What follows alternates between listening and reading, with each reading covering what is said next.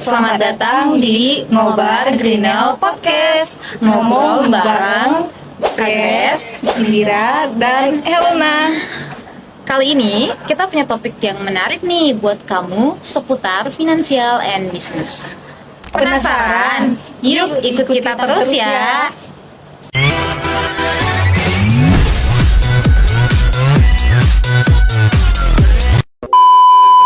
Halo guys, hari ini kita punya topik yang sangat menarik di dalam dunia keuangan, yaitu kontingensi, derivatif, dan segmen usaha. Bersama saya, udah ada dua teman saya, kita panggil saja Grace dan Indira. Terima kasih Elna, senang bisa bergabung. Terima kasih juga semua dan Elna bisa berbagi informasi hari ini. Ya, terima kasih juga ya. Nah, sekarang kita akan bahas topik yang pertama, yaitu derivatif.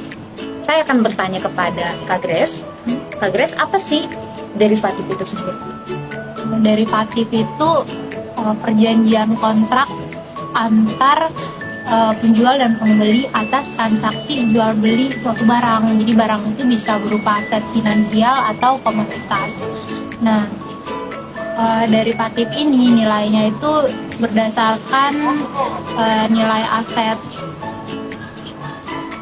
pokok, dan dia itu dilakukan oleh kedua belah pihak yang tadi, penjual dan pembeli. Aset derivatif itu bisa berupa saham, obligasi, komoditas, atau juga bisa indeks pasar. Oke.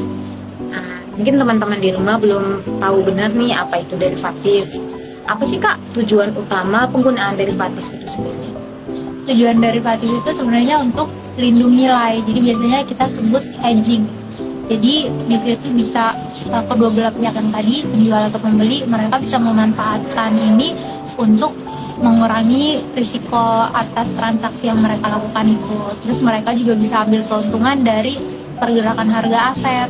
Terus bisa juga untuk menghindari fluktuasi bahan baku atau kenaikan mata uang atau yang fluktuasi mata uang yang bisa terjadi kapan aja. Nah, kalau menurut aku sih derivatif ini juga bisa sewaktu-waktu bisa meningkatkan likuiditas dari pasar sendiri dan memungkinkan harga akan lebih efisien. Jadi di samping penggunaannya juga, derivatif ini juga kita harus mengetahuinya ada juga risiko dari derivatif penggunaannya sendiri jika dalam konteks penggunaannya tidak menggunakan strategi manajemen risiko secara tepat. Jadi kemungkinan juga nanti akan timbulnya suatu risiko dari penggunaan derivatif sendiri. Itu sih kalau menurut aku. Baik teman-teman, menarik ya. Kita udah bahas tadi apa itu derivatif, terus tujuan utamanya. Nah, nggak pakai lama-lama lagi, kita lanjut ke materi kita yang kedua, yaitu kontingensi. Balik nih, sekarang kita akan tanya ke Kak Indira. Kak Indira, apa sih kontingensi? Kontingensi itu dalam konteks keuangan. Nah, di sini saya akan membahas dan menjelaskan secara umum pengertian dari kontingensi dulu. Di mana kontingensi itu kalau kita ketahui itu secara umum adalah suatu hal yang dilakukan dari awal, namun hal tersebut bertujuan untuk mendapatkan hasil. Nah, hasil dari tujuan itu kita belum mengetahuinya, sehingga akan jadi apa dan seperti apa untuk di masa depan. Jadi ini tergantung dari suatu peristiwa atau kejadian di masa depan. Jadi ini merupakan suatu hal dalam arti wanti-wanti sih. Jadi kita tetap buat suatu perencanaan atau tindakan, namun hasil atau hasil akhirnya itu kita tidak mengetahui akan jadi seperti apa. Nah, itu secara umum. Kalau misalnya dari konteks keuangan, itu derivatif kontingensi ini sendiri dikatakan sebagai suatu kewajiban atau aset jika terjadinya atau diperlukannya di masa depan. Nah, ini bertujuan agar kita bisa memprediksi kejadian ataupun hal yang mungkin akan mempengaruhi kondisi keuangan suatu perusahaan. Jadi suatu hal yang dikatakan hal kita diajarkan untuk bisa memprediksi suatu hal di masa akan datang, namun kita tetap membuat perencanaan awal atau langkah awal. Namun hasil akhirnya itu tergantung dari peristiwa akhir sih untuk di masa depannya. Begitu aja sih. Apakah teman-teman melalui penjelasan singkat atau umum ini masih rada-rada bingung mengenai kontingensi atau memerlukan satu contoh konkret agar kita bisa sama-sama paham begitu? Baik, terima kasih Indira. Saya mungkin mewakili teman-teman pendengar mau tahu nih Kak, contoh konkret dari kontingensi itu apa? Nah, kalau boleh, tentu aku akan ngasih tahu satu contoh umum sih mengenai kontingensi sendiri. Kalau kontingensi umumnya itu kita bisa lihat dalam kehidupan kita sehari-hari ketika kita membeli barang. Biasanya ada suatu bentuk garansi ya, garansi dari produk yang kita beli, baik itu laptop, komputer, handphone, apalagi emas. Nah, biasanya garansi itu merupakan suatu bentuk kewajiban yang akan dilakukan oleh suatu perusahaan ataupun toko yang menjual barang tersebut sebagai imbalan hasil jaminan ketika produk yang kita beli sebelumnya mengalami kerusakan, mengalami ketidaksesuaian apa yang kita inginkan. Nah, begitu. Nah, bentuk kewajiban dari garansi ini sendiri bukan semerta-merta akan terjadi langsung. Nah, ini di sini kita harus mengetahui kapan produk kita rusak, kapan produk kita mengalami ketidaksesuaian. Nah, baru garansi itu akan berlaku. Jadi garansi itu menunggu suatu peristiwa kejadian dari produk kita, kapan akan terjadi kesalahan ataupun akan terjadi kerusakan, baru garansi itu akan berlaku. Biasanya jadwal garansi dari setiap perusahaan ataupun toko yang menjual barang itu mereka menentukan garansi ya, tergantung mereka sih, kadang sebulan, tergantung produknya sih, baik itu emas, laptop, dan handphone yang bisa kita gunakan sehari-hari sih, begitu contoh konkretnya. Baik teman-teman, kita udah tahu nih ya contoh kontingensi itu garansi.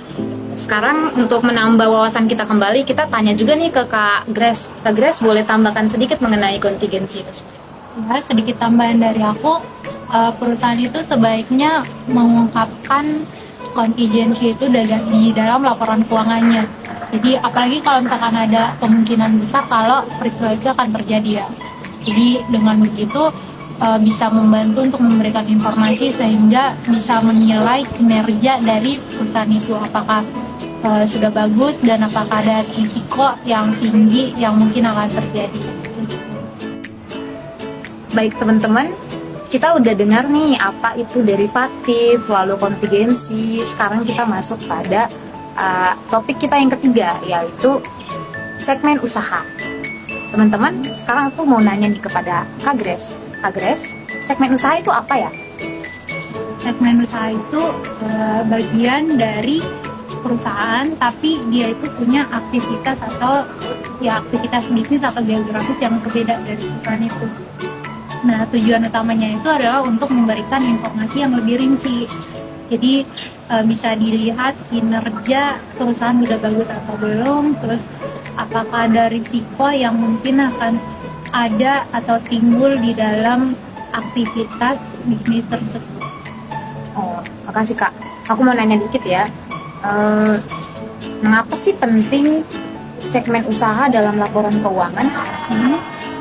Perusahaan itu penting untuk memisahkan segmen usaha karena itu bisa memberikan informasi yang lebih transparan. Jadi di situ investor bisa lihat nih gimana kontribusi dari setiap segmen. Karena di dalam perusahaan itu misalkan perusahaan multinasional, dia itu punya segmen atau industri di berbagai negara kan.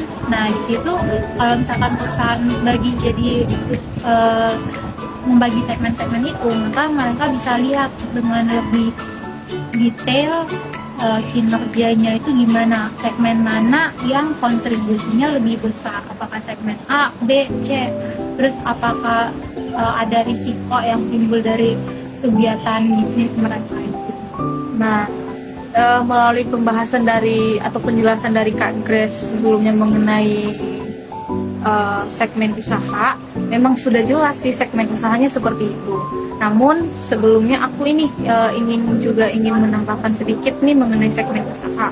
bahwa perlu kita ketahui selain dari penjelasan Kak Grace juga, karena segmen usaha itu juga memerlukan dan membantu salah satunya lah dari manajemen perusahaan sendiri. Jadi dia bisa membantu manajemen perusahaan sehingga mereka bisa mengambil satu keputusan yang konkret atau efisien.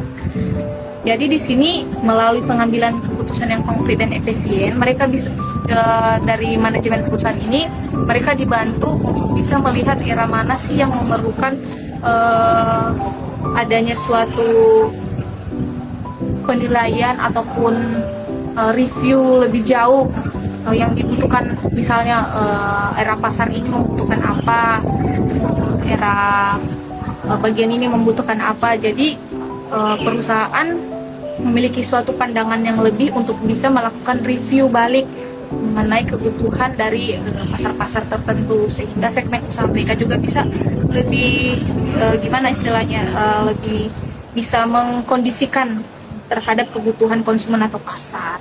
Begitu sih kira-kira. Ya, teman-teman, kita udah hampir sampai kepada acara terakhir kita. Nah, terima kasih kepada Kak Grace dan Kak Indira. Informasi dan penjelasannya sangat informatif, juga berwawasan. Sebelum kita akhiri acara kita hari ini, apakah ada kesan dan pesan terakhir untuk para pendengar kita? Tentu ada dong, masa nggak ada.